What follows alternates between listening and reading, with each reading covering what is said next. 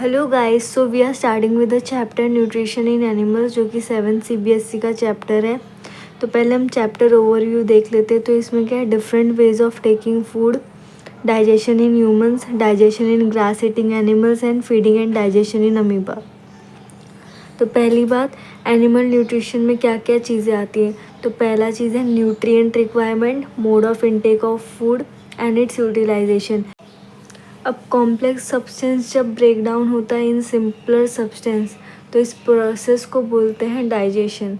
तो जब हम कोई भी खाना खाते हैं, वो कॉम्प्लेक्स सब्सटेंस होता है, वो हमारे स्टमक में जाके धीरे धीरे ब्रेक डाउन होना स्टार्ट होता है, तो वो सिंपलर सब्सटेंस में कन्वर्ट हो जाता है। तो इस पूरे प्रोसेस को डाइजेशन बोलते हैं। Different ways of taking food. अब सब ऑर्गेनिज्म अपना खाना अलग अलग मोड से लेते हैं। तो सबसे पहले इसके एग्जांपल है हमिंग बर्ड्स एंड बीज, जो कि सक नेक्टर, यानी कि सक नेक्टर मतलब कि फ्लावर्स में और नेक्टर प्रेजेंट होता है, तो वो हमिंग बर्ड्स और बीज वो उस नेक्टर को सक करके अपना फूड रिक्वायरमेंट पूरा करते हैं। फिर उसके बाद आता है infants of human and other animals. तो ये लोग किस पे डिपेंड होते हैं, मदर्स मिल्क पे। तो इन्फेंट्स ऑफ ह्यूमन यानी कि ह्यूमन का छोटा जो न्यूबॉर्न बेबी होता है, वो अपने मदर से मिल्क लेता है, तो ताकि उसकी फूड रिक्वायरमेंट पूरी हो सके। तो ये सेम काम कुछ एनिमल्स में भी होता है। फॉर एग्जांपल काउस, बफेलोस, ये सब भी अपने मदर से मिल्क लेते हैं। फिर स्नेक्स है। स्नेक्स का एग्जांपल दिया पाइथन, जो कि मतलब डायरेक्ट स्वॉलो करता है एनिमल्स को, डायरेक्ट निगल लेता है एनिमल्स को, फिर उसे पेट में जाके ब्रेक डाउन करता है। फिर एक्वेटिक एनिमल्स जो होते हैं, वो क्या कैसे खाना मतलब अपना रिक्वायरमेंट पूरा करते हैं। तो फ्लोटिंग फूड पार्टिकल्स, तो पानी में जितने भी फूड पार्टिकल्स फ्लोट हो रहे हो, उससे वो अपना फूड रिक्वायरमेंट पूरा करते हैं। अब डाइजेशन इन ह्यूमंस। तो डाइजेशन इन ह्यूमन स्टार्ट किससे होता है, माउथ से, और वो एंड कहाँ पे होता है, एनस पे। मतलब कि ह्यूमंस माउथ से फूड अंदर लेते हैं, और जो भी अनयूज्ड और वेस्ट प्रोडक्ट्स है वो सब कहाँ से निकलते हैं, एनस से। तो माउथ को बकल कैविटी भी बोला है। तो पूरा digestive system start to end होता है, मतलब कि बकल कैविटी उसका स्टार्ट है और एनस उसका एंड है। पार्ट्स ऑफ कैनाल में क्या क्या होता है कि जो डाइजेस्टिव ट्रैक है उसको एलिमेंट्री कैनाल भी बोलते हैं। तो वो स्टार्ट होता है बकल कैविटी से, एंड होता है एनस में। तो पूरे बकल कैविटी से लेके एनस तक के जो पाथ में जितने भी ऑर्गन्स आते हैं, वो ये सब है। तो पहला है बकल कैविटी, फिर है फूड पाइप और इसोफेगस, फिर है stomach, small intestine, large intestine ending in a rectum, जो कि मतलब लार्ज इंटेस्टाइन एक एंड होता है रेक्टम में, और फिर है एनस। अब जो कॉम्प्लेक्स फूड पार्टिकल्स है, उनको कन्वर्ट करना इनटू सिंपल में। तो फिर ये कैसे होगा, ये कौन करता है, डाइजेस्टिव जूसेस।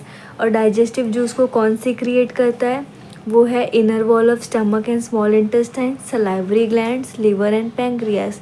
तो ये सब क्या करते हैं, एक डाइजेस्टिव जूस क्रिएट करते हैं, और वो जूस कन्वर्ट करता है कॉम्प्लेक्स फूड में, कॉम्प्लेक्स फूड को सिंपल फॉर्म में। तो क्या होता है, digestive track plus associated glands का मतलब क्या है, ये सब जो भी ये डाइजेस्टिव जूसेस सिक्रिएट करे, वो सब हो गए एसोसिएटेड ग्लैंड्स।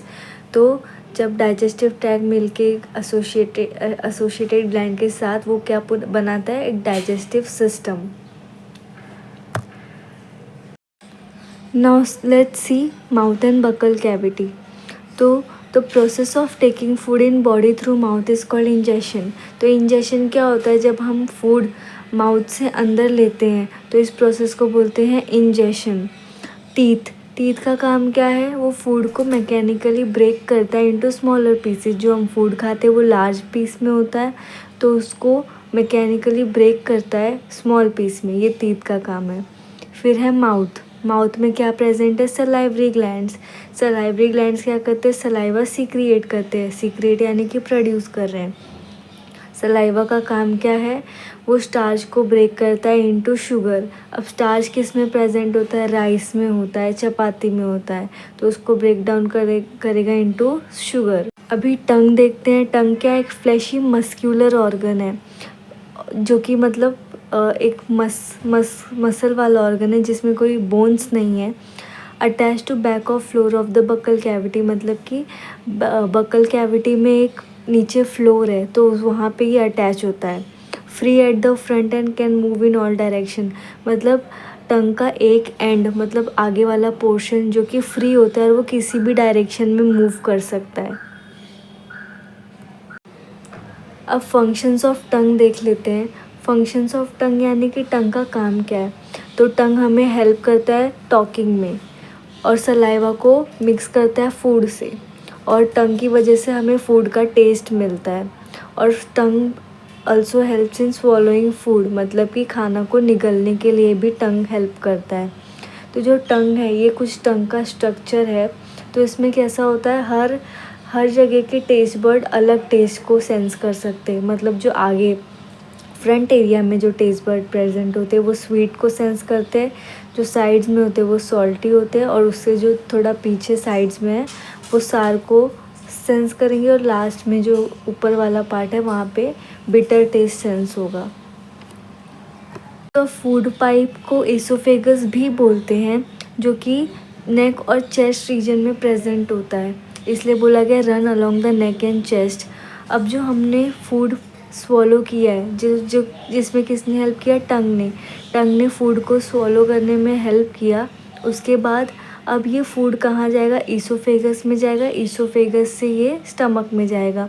तो ये सारा मूवमेंट कैसे हो रहा है, तो जो ईसोफेगस का ये जो वॉल है ये क्या करता है, खाना को मूव करने में हेल्प करता है, ये पुश करता है ये वॉल, तो इसकी वजह से खाना आगे आगे पास होते जाता है। तो कभी कभी ऐसा होता है कि फूड स्टमक ने एक्सेप्ट नहीं किया तो वो फूड वॉमिट आउट हो जाता है। स्टमक एक थिक वॉल्ड बैग है, मतलब कि इसके अंदर बहुत खाना स्टोर किया जा सकता है, ये स्ट्रेच हो सकता है, इसलिए इसको बैग जैसा बोला गया है। और फ्लैट एंड जे शेप है, यानी कि इसका शेप कैसा है, जे शेप, तो इसलिए। और ये widest part of the alimentary canal है, मतलब कि जो पूरा एलिमेंट्री कैनाल है यानी कि जो पूरा डाइजेस्टिव ट्रैक है वो बस एक नैरो चीज़ों से पूरा नैरो है। तो फिर जो स्टमक है वो ही सबसे वाइडेस्ट पार्ट है। उसके बाद आते इनर लाइनिंग ऑफ स्टमक पे। तो इनर लाइनिंग ऑफ स्टमक है वो क्या क्या सीक्रिएट करता है, पहले तो म्यूकस सीक्रिएट करेगा, म्यूकस सीक्रिएट करता है, हाइड्रोक्लोरिक एसिड सीक्रिएट करता है और एक डाइजेस्टिव जूसेस सीक्रिएट करता है, जो कि हमने पहले भी देखा है। तो जो हाइड्रोक्लोरिक एसिड है वो क्या है, एसिड है। एसिड क्यों चाहिए, बैक्टीरिया को किल करने के लिए। जितना भी फूड हम लोग खाते हैं तो उसमें कुछ ना कुछ बैक्टीरिया तो होता है, तो उसको कौन किल करता है, हाइड्रोक्लोरिक एसिड। तो लेकिन ये है तो एसिड, तो ये स्टमक की वॉल को थोड़ा सा मतलब जला सकता है, उसको हार्म कर सकता है। तो ये एसिड से प्रोटेक्शन के लिए ही होता है म्यूकस एक सेमी सॉलिड थिक लिक्विड की तरह बोल सकते हो, फ्लूइड जैसा होता है, जो कि लाइनिंग को पूरा कवर करता है, जिसकी वजह से हाइड्रोक्लोरिक एसिड जो होता है, जिसकी एसिडिटी की वजह से वॉल जलता नहीं है। तो और एक होता है डाइजेस्टिव जूसेस। अब डाइजेस्टिव जूसेस क्या करता है, ये प्रोटीन्स को ब्रेक करता है इनटू सिंपल सब्सटेंस में। प्रोटीन को किस में ब्रेक करेगा, इनटू सिंपल सब्सटेंस। तो प्रोटीन क्या है, कॉम्प्लेक्स सब्सटेंस है, उसको ब्रेक करेगा इनटू सिंपल सब्सटेंस। तो डाइजेस्टिव जूस का काम हमने पहले भी देखा है, कॉम्प्लेक्स फूड को ब्रेक करता है सिंपल फूड में। तो ये तीनों का फंक्शन याद रखना है। सीक्रेट म्यूकस क्यूब, तो वो वॉल को प्रोटेक्ट करने के लिए होता है।